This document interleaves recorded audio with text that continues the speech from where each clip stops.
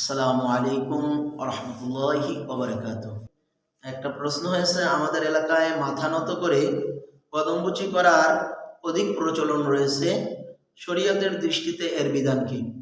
আলহামদুলিল্লাহ, প্রশ্নটি খুবই সুন্দর। যে কদমবুচি অর্থাৎ মাথা নত করে পায়ে সালাম দেওয়া, চুমু দেওয়া। তাই পায়ে চুমু দেওয়াটা এটা শরীয়তের বিধান হলো ভাই। ইসলামী শরীয়তে পরস্পরে সাক্ষাৎকালে সালাম, মুসাফা ও মুআনাকার বিধান রয়েছে। পরস্পর মুসলমান যখন দেখা সাক্ষাৎ হবে, সালাম দিবে, মুসাফা করমর্দন করবে, এরপরে মুআনাকা করবে, গলাগলি করবে, কোলাকুলি করবে। মাথা নত করে সম্মান প্রদর্শন করা জাতীয়দের প্রথা, এটা মুসলমানদের নিয়ম নয়, হিন্দুদের থেকে এই নিয়মটা আসছে। তাই তো সালাম করার সময় মাথা নত করাও নিষিদ্ধ। আপনি সালাম দিবেন এমন অবস্থায় যে মাথা নত করে সালাম দিবেন, এটাও নিষেধ। আর কদমবুচি করতে গেলে তো মাথা নত করতেই হবে।